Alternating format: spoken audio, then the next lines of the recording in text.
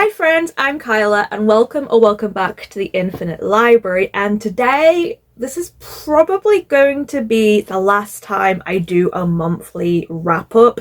I may change my mind later on, but honestly, I don't really enjoy doing monthly wrap ups. I find them really time consuming.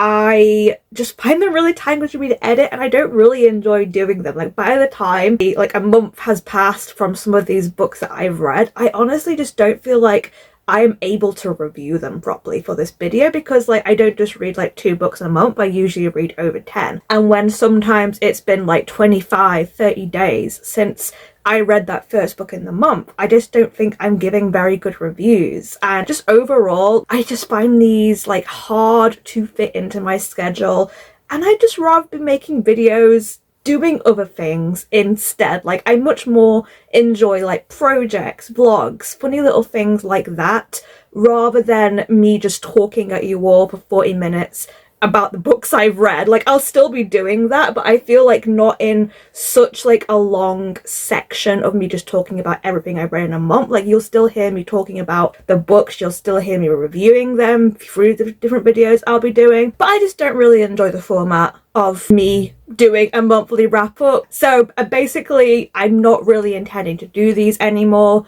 I might do stuff like quarterly wrap-ups. I'm gonna be actually putting reviews on my Instagram, link down below, which is my Bookstagram, which I'm trying to use a little bit more this year. And I actually like the idea more of me just doing reviews and posting them on there whenever I finish a book and want to review it, because I feel like my thoughts are just much better collected that way than me trying to talk about 10 to 15 books all at once. I feel like I run out of energy, and I just don't necessarily feel like I'm giving the best review I could give. So yeah, long story short, I may change my mind later on and decide that I am going to do wrap-ups again in the future, but for now, it's kind of like one of those things that's sucking the energy out of me doing them, and I'd rather focus on content that I enjoy doing. So this is going to be the last one, and it seems kind of fitting because it is the last one of 2024 for December. Let's get to it then, shall we? Into the stats first. So in the month of December, I had really planned to do quite a lot of reading over the Christmas holidays, and I actually didn't do as much reading as I'd kind of intended. Like, I really kind of hoped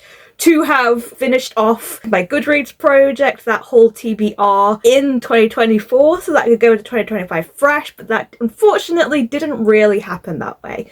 I also planned to read a whole lot of seasonal picks, and I did read some, but I didn't read all the ones I had originally intended, because when it got down to it, I just wasn't in the mood. I feel like it's a bit of a mixed reading month, although I definitely do have some really good reads from this month. So I read overall 16 books. I think I finished the month with 1 book ongoing, which is actually one of my Christmas books, but it's a Christmas horror book. So you'll probably see me talk about that later on. That is Christmas and Other Horrors, which is essentially an anthology of short stories based around the winter solstice, not necessarily Christmas itself. We have stuff like Hanukkah in here. We have traditions in different countries, that kind of thing, which is quite interesting. But I didn't finish that one in December. Page-wise, I read 4,920 pages, which is kind of average compared to previous months, to be honest. Format wise, because I did have time off, I was reading more physically, so I did read 11 books physically, 3 via audio alone, and 3 were in tandem, a mix of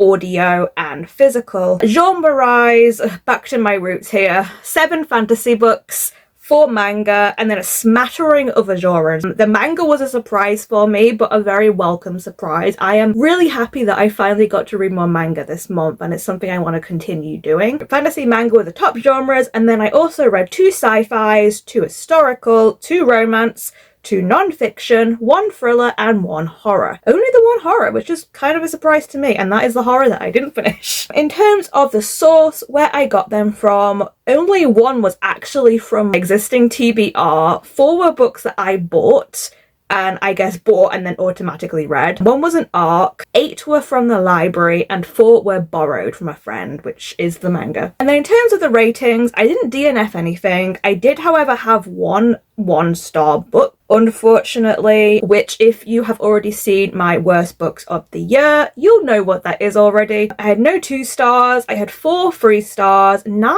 4 stars, which is pretty respectful, and 2 5 stars. And from what I remember, one of these 5 stars was actually one of my Goodreads books, which was nice. Yeah, the overall comes to an average rating of 4.06, which is not bad. I'm happy with like an average 4 rate. So before I get into the books themselves, I did want to mention one seasonal book that I said I was really excited to get to and I was definitely going to read, and I didn't read it, and that is The Night Before Christmas. I really did intend to get to this. I deliberately pushed my plans around, saved it to read on Christmas Day, and I read like a chapter and it wasn't bad, and I just wasn't feeling like reading a Christmas book anymore, so I just didn't really get into it from that one chapter. So I just decided to pick up something that was totally different instead. This is gonna show up at some point during 2025 instead. I may save it for October, because I feel like this is either a Halloween book or it's a Christmas book. I feel like I can't read it at any other time. But yeah, unfortunately,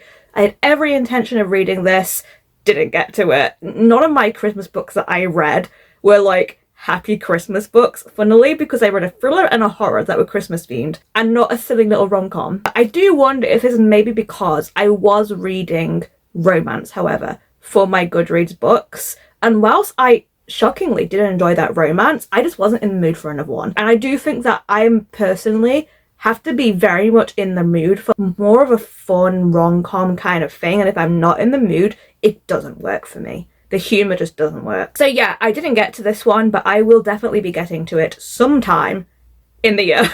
I am going to try and get through these books as fast as possible, because to be honest, a lot of these books were for Goodreads, so you either will already have seen them in my video that has already gone out, which was for historical versus, I want to say humour. Yeah, I think it was humour. 4 of the books that I've read were actually for that video, which is already out, and then the other ones were for a video that is not going to be out yet, but should be out probably beginning of February, maybe end of January, depending on how fast I get through them. This is the video that's going to be for 3 genres, which is romance versus sci-fi versus fantasy. I have actually done quite well with reading the sci-fi and the romance at this point in time. I'm on the last book for both romance and sci-fi, but I have not started the fantasy yet. I'm not really rushing them either, because this is the last video in the project, and to be honest, I don't think many people are really watching this series, so I don't really feel the pressure to get it done quickly, and I'd rather just take my time with it. But that last video will be coming out, but probably more likely sometime in February rather than January. Those books that I read, I don't have very many of them physically either, unfortunately, but I do have a couple that I think I own like one of these physically so far, and I'm definitely going to be getting a physical copy of another one of them. The rest are just library books, so these are them. First, I'll talk about the book that I read at the beginning of the month, which I didn't read physically at all. I actually read it all by audio. And this was Lady Tan's Circle of Women by Lisa C. This was a historical fiction set back in like Chinese times. I want to say 1400s, but I can never quite remember. I did like this book, but it also just wasn't anything that really stuck with me and didn't feel really special to me, unfortunately. This came, I think, 3rd in the Goodreads historical category in 2022 for the Choice Award, and it was just kind of fine. I read this book and I very much just felt no thoughts, head empty throughout reading it. I liked it okay, but I also could have like stopped reading it at any time and not thought about it ever again. I gave it a mid-3 in the end. It is basically about this girl who becomes a noble lady, gets married to a rich family with all the obligations to do with that. It's a lot about what it's like to be a traditional Chinese woman in that time if you are of nobility, but she also develops these physician skills, essentially, that she learns mostly traditional Chinese medicine, and she starts to use this to help the people around her, and it ends up becoming like a bigger thing as it goes on. And there was a mystery later on, which was the bit that I did like, was there was kind of a mystery that did get looked at in the latter portion of the book, and that was when I was most interested. But overall, I just didn't really see a lot that was particularly new or original in this book. I feels like I've read like a bunch of other Chinese historical stuff, I guess, whether in manga, whether in other kind of books. It just didn't really give me anything new, unfortunately, and it was just fine. So yeah, that was a book that, as you can tell, I've pretty much forgotten most was about. I then read my first 5-star of the month, which was the winner of the historical category, and that was Weyward by Amelia Hart. And I really enjoyed this book. This was just so good. Like, this is basically a multi-generational historical fantasy about this family, the Weywards, who kind of have witchcraft running through their blood, and we're following someone in the 1600s who is put on trial for witchcraft. We're following a young girl who was coming of age in like 1940s, and then we're also following a woman who is escaping an abusive relationship in present day. And I thought this was just really well done. I enjoyed all 3 stories so much. Like, I've really been into witchy books recently, like all types of witchy books. Like, Invocations gave me the fun urban fantasy body horror experience that was like very craftish, whereas this is a lot more, I kind of want to say practical magic is the vibes it gives me. A lot of this is about the women getting autonomy, about them becoming independent, about them fighting back against their oppressors. I just really enjoyed what happened in this book, and I was rooting for all 3 of these characters. And yeah, I'm really excited for Amelia Hart's next book coming out, which is going to be mermaid themed. Really, really love this book. This was not my last 5-star of the year, but almost my last 5-star of the year. I then read 2 memoirs. So I read Strong Female Character by Fern Brady. This was in the humour category, but it's more of a memoir, which was the case for all the humour books I read, to be honest. I would say it's not particularly funny. There are elements that are kind of comedic, but it's actually a very realistic portrayal of someone who has autism, how Fern was kind of let down by the system, and how she's struggled to come to terms with the fact she has autism, as well as trying to be like accepted by people, accepted in her industry of stand-up comedy. It was good. I enjoyed it. I gave it a 4, but it's not really something I'm ever going to pick up again, but I did like it a lot. It was, I think, my favourite probably of the memoirs. And then the other one, which I'll admit was actually funny a lot of the time, was Leslie Effing Jones by Leslie Jones. This is another stand-up comedian. This is basically just her life story of how she got to where she is now. And whilst, again, there are still kind of more serious elements going on in this, like, this did actually have like quite a lot of humour throughout, I would say. So I think this was the more funny, but also I don't think it was as impactful still as Fern Brady's, unfortunately. I gave this just under a 4. I still really enjoyed it, but again, it was a book that just left my brain as soon as I finished it. I then read 2 romance books, neither of which I have physically, because I listened to one by audiobook actually, and then the other one was from the library, and I've already taken it back. But the first one was The 7-Year Slip by Ashley Poston. This was probably the one of the romances that I was the most interested in because it has a supernatural twist to it. Essentially, it's about this girl who moves into her grandmother's old apartment. Is it her grandmother? Maybe her great aunt. I actually can't remember. And she ends up meeting this guy there who, it turns out, is actually living in the apartment 7 years ago in the past. And it is about those two kind of forming a friendship, forming a relationship, and what it's like for him in the 7 years future when he actually meets her again. I did really quite enjoy this. I liked all the discussions of cooking in it. I liked the grief aspect and how that was dealt with.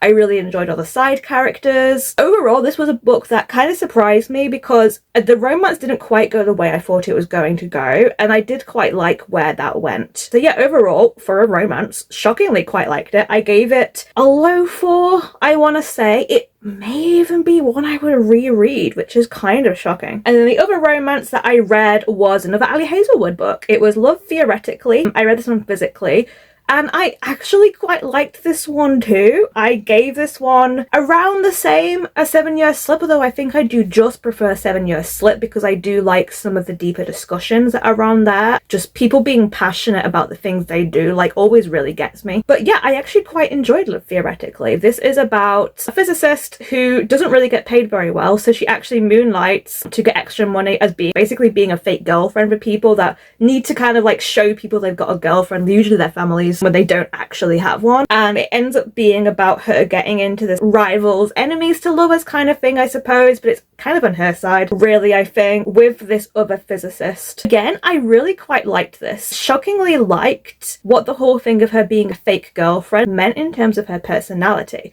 because the whole thing was that she basically molded herself into whatever people most wanted to see from her, and she was very good at that. And then a lot of what happens with her in the relationship is about her being forced to think about what she actually wants and what she actually likes, and discovering who she is, really. This book also made me cry, which was unexpected. It had some like really deep stuff to do with employment, basically, that kind of got me. And yeah, like, it really got me emotional at times, which was kind of surprising. Overall, I liked it. I wasn't like in love with the romance, but I still quite enjoyed it. So this is the second Ali Hazelwood book now that I've read and had a good time with, shockingly enough. So then I just read 2 more books for the Goodreads, and these were my 2 sci-fis. For some reason, when I decided I didn't want to read Christmas books, I wanted to read sci-fi, and dark, kind of twisted sci-fi at that. So I actually started off on Christmas Day, of all times, reading Chain Gang All-Stars by Nana Kwame Adjei-Brenyah. This is kind of described as being Hunger Games for adults, that kind of thing. There's a lot more to it than that, though, but it definitely has, I'd say, some of the same kind of messaging about what governments can do to people and how people can use horrific acts and just see it as entertainment. That is a lot of what it's about. This is basically a big old commentary critique on the prison system in America. And my gosh, even though this is a sci-fi, this felt like it could be real. And that was one of the most scary elements, is how you were watching what was happening and you're like, I could see this happening like 10 years down the line. But yeah, I really enjoyed this book. I actually gave this almost a 5-star, I think. It may even be a 5-star when I get to a reread of it. I'm not entirely sure, but I'm definitely going to buy my own copy because I'm going to reread it. I also listened to a lot of this book via audio. The audiobook is so good for it. It is a multicast narration, and I think it just adds so much. I was kind of going back and forth between reading the book and doing the audiobook, and I think it really was a good reading experience, kind of doing both for this one, because there was so much nuance in how like the cast were giving to it, but then there were still things that I had to go back and like check on because I didn't quite always like get what they were saying. Overall, really enjoyed this. This is basically about people who are in prison and they sign up for these kind of like gladiator games to the death, and it becomes a televised event and people are supporting them like they're their favorite bands. It's like Gladiator, but if they were all convicts, and they really kill each other. Everyone is crazy addicted to it. There is like a resistance also brewing in this book outside of the gladiator games that are trying to sort of overthrow the system of Chain Gang All-Stars, and that's kind of going on in the background, but we also see this through the eyes of 2 specific female gladiators who are lovers, who are teammates, which is Loretta Furwell and Hurricane Stacks. For one of them, Loretta, she is basically like 2 matches away from being freed, because that is the whole incentive these people have, as well as the fact that if the more matches they win, they get bonuses like better food, better accommodation, that kind of thing. But they also eventually, if they do enough, get freedom, and I don't think anyone yet has got to that point, and Loretta is like 2 fights away from doing it. This was really good book. I had such a good time with this. I got through it so fast. It was dark enough, I'd say, because that was the thing I had going into this, is that I was worried, because it is literally death matches, that it was going to get dark to a point that I wasn't going to enjoy this. But there's also so much hope and inspiration and love in this book, and it's also just really well thought and really well researched by the person who wrote this book, by the author. They've done so much research to do with the prison system. You're not just seeing things from the gladiators, 2 female warriors that are in this, you're also seeing a lot of other little things peppered throughout of different people's experiences within the prison system, within Chain Gang All-Stars, and how that has affected them.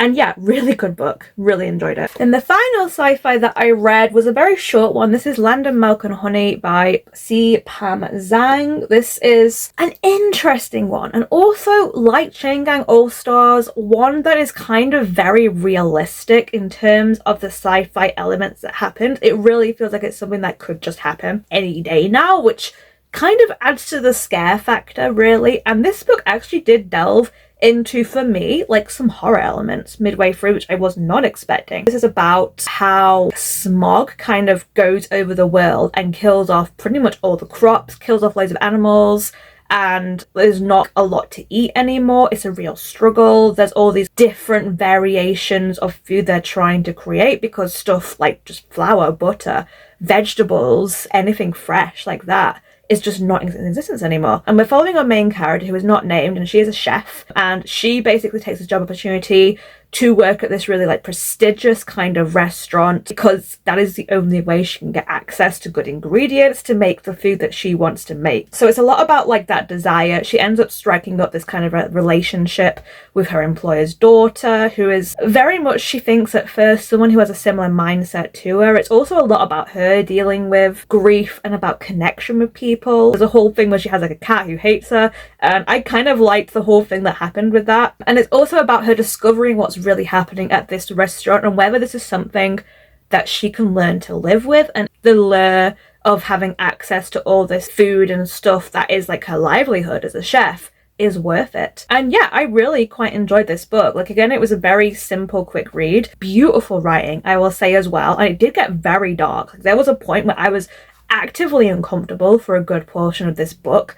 And I was like, if this gets any darker than it already is, I might have to stop reading this, because it was really making me uncomfortable. But it was actually at that point where we did hit like a turn in the plot, and it started to get more optimistic again, which I appreciated. I actually really liked the ending for this, which I wasn't sure we were going to have an ending I would like, because of how dark and how heavy this gets at times, but I really enjoyed the ending for this book. I don't know if it's one I'd ever reread, but I'd certainly enjoy my time with it. Didn't like it as much as Chain Gang All Stars, but I think I gave this a 4 overall. Then we have a couple of other books that I'm just going to talk about briefly. I finally got back to reading manga. I just really felt like picking up some manga over the holiday, basically, and I still had 4 volumes of which Hat Atelier that my friend had lent me, and she's lending us more, so I wanted to actually sit down and finally get to it. I reread volume 1, which I read originally back in my 30 manga in 30 days video, still loved it just as much, and then I just basically binged my way through volumes 2, 3 and 4, and yeah, I really love this series. This feels like such a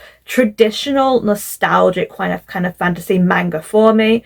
It doesn't have a lot of the elements that is very common in anime and manga nowadays that I don't really like that much. Stuff like fan service. It's got gorgeous artwork, really interesting character designs, really thoughtful in terms of its storyline as well. Basically, it's about this young girl called Coco who ends up becoming a witch through a series of events because she kind of messes up and uses forbidden magic. Normally, her memories would be removed of this occurrence at this time, but she kind of ends up being able to become an apprentice instead and is in training to become a witch. And it's about her learning how to do with magic. It's about her discovering this world that she's now been thrust into and like dealing with these various threats that are looming over not just her but the other people in her atelier where she's learning magic. I just really love this. I love the characters a lot. It's absolutely gorgeous, and yeah, it's just a really good series and I'm really enjoying my time with it. I also listened to a very quick little holiday mystery, I guess. Sadly, I didn't end up liking that much in the end. I was enjoying my time with it though. Like, I wasn't really expecting anything amazing for it because for me, thrillers rarely ever become like my most loved books. But I was expecting just kind of like a fun kind of time with it, and that's what I got.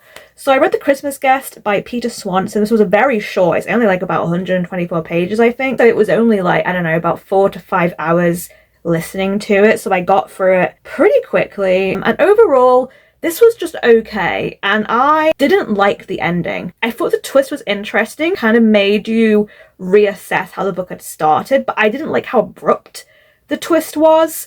And it just kind of made all the characters seem like I hated them, basically. It cast such a bad light on the main character, who I was quite liking for her part of the book. And then seeing other people's thoughts about her really kind of left a bit of taste in my mouth. I gave this a low 3. I had a good time with it whilst I was reading it, but I did not like what happened with the twist.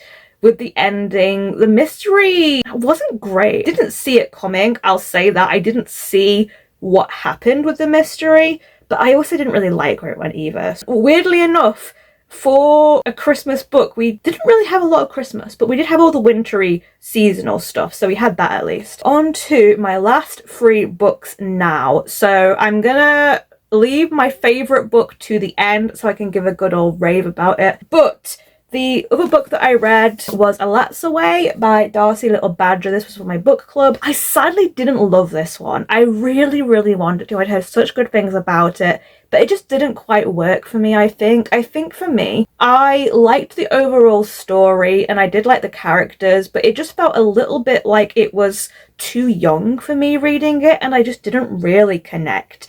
I think it had some really good ideas, and I love the world building in this book.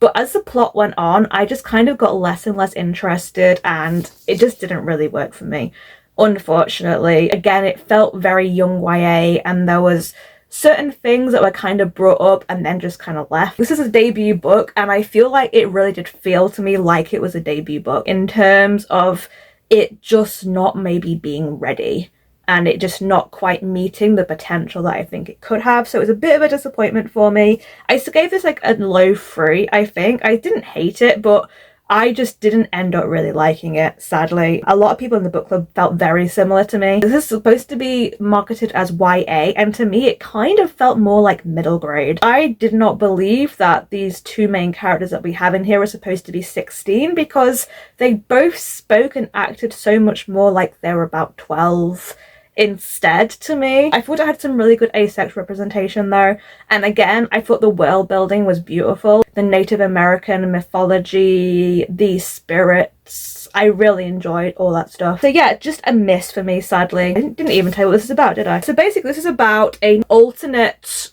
history. Essentially America is like almost the same but has been shaped by magic, and mostly by the fact that like monsters are real and ghosts are real, and our main character Elatsoe is able to raise the ghosts of dead animals. It's something that kind of runs through her line, and she has this like link to like her great grandmother, I think, who was very powerful, and she shares a very similar kind of power. And then it ends up becoming about how her cousin is murdered, and she and other people like her family are trying to kind of solve this murder and get justice. And it just kind of lost me, unfortunately. I just didn't love it as much as I wanted to. I did really enjoy how the antagonist was dealt with though. I thought that had a lot of balls, and I'm really pleased that I didn't take like an easy way out of it. So yeah, definitely things I could really recommend for this book, but unfortunately it just missed the mark with me and just didn't quite work. On to my worst book of the month then. This was a buddy read, sadly, and it's actually a buddy read that me and my friend Jules have finally finished. We've been reading the whole series together. It's The Atlas Complex. Yeah, I've already ranted about this in my worst books of the year video, so I'm not going to go too much into this, but this was just a pointless book to me, to be honest. It wasted my time because nothing really happened, and the only things that did happen in it, I didn't like. I hated it. There was just character assassinations. In terms of them having any character arcs, the book was just meandering as well. Like, it was so much of the book. And this is a long book, by the way. This is like almost a 500-page book, and literally the first 200 pages was just them all talking in their heads a lot of the time about what should we do? Ooh, we can't trust each other. And it just really felt pointless to me, unfortunately. It's such a shame because I really did enjoy the first book in the series, which was the Atlas 6. And then book 2 was just kind of not great, but I had hope it was going to pull it back for book 3, and it really didn't. It just really did not work. I just hated everything that happened in it. Yeah, that's such a shame. I'm really doubtful now about reading any more books by Olivia Blake because I just don't know she knows how to plot, because there was no plot in that book, and there was just nothing satisfying about how that ended to me personally. So yeah, a big disappointment. So the last book I read, which was my 5-star of the month, was Blood of Hercules by Jasmine Mass. I feel like this is kind of my hear me out book, to be honest, because objectively, I know this book isn't brilliant, and it's probably more of a 4-star objectively for me, but I just had such a good time with this book that I don't care. It's a 5-star book for me. For me, the main thing was that I just loved the protagonist so much in this book, Alexis. Like, she was so funny. I just really, really loved her. I enjoyed being in her head. I enjoyed her storyline. and I just had a really good time with this book. I don't even know why I did, because it feels like I shouldn't have. I hate all the men in this book, I will also say. I care for none of them, but I still really enjoyed my time with this. So this is a Greek-inspired romantasy. Well, it's Greek, but it's more Sparta-based. And basically in this world, this is kind of just the same as modern day, except that Sparta are kind of like these mythical immortal warriors based around the Greek gods. They all have special powers, and there are monsters like giants, titans essentially, that are attacking people like the humans, and it's down to the Spartans to basically save them. And our main girl, Alexis, she grows up in a very horrible, like abusive foster family. She does manage to get free of them, however, and she finds out that she actually has a Spartan bloodline. So she is very quickly taken away to take part in these trials to see if she is worthy of immortality. And yeah, I just had a really good time with this book. This book, like, I'm not really a big fan of romantasy, as you know. Romantasy is such a hit and miss genre for me, but there's not really a whole lot of romance in this book. There is, however, a lot of humor, a lot of sarcasm, like just a very self-aware book, and I really enjoyed it for that. Like, I laughed so much at this book, probably more than I've laughed at any book during this year. And as I said, I really enjoyed the main character. I was really rooting for her, even if I hated all the guys. And I thought the world building was really interesting in this book. So yeah, it ends in a really interesting way. Like, even though I hate the guys, I kind of like the chemistry, and I kind of like where it was going, even though it's like really messed up, but I just really had a good time with it. I don't know what to say. It's also a why choose romantasy, which I really like. I realise that I'm someone that really hates love triangles, but give me like something that's poly and why choose, where like, why can't everybody be happy, basically? I much prefer that in terms of romance, rather than just a typical kind of love triangle where people just get upset. I guess, yeah, I did not expect this to be a book that I adored as much as I did. I read this mostly actually via audiobook, because I got a NetGalley early access audiobook, but I'd also bought the book at the time, so I was kind of going back and forth between it. And the audiobook's really fun as well. So yeah, I'm really looking forward to the sequel coming out. I was just so invested whilst I was reading this. Like, I was obsessed. I just wanted to keep going with it, and I also didn't want it to finish. Like, I was slowing down because I was having such a good time with this book. I didn't want it to end. And now I'm really sad because I have to wait so long until the next book, because it's not coming out until October or something. But yeah, a real surprise for me. This is a book that really shouldn't have worked for me, but just something about the sarcasm, the humor, how great the protagonist was. I enjoyed the world building. It just really worked for me. I don't know what else to say about it. I just really enjoyed it. So that is it for my December and possibly last wrap up. I hope you enjoyed it. And until next time, stay safe, stay cozy, and I'll see you in the next video. Bye!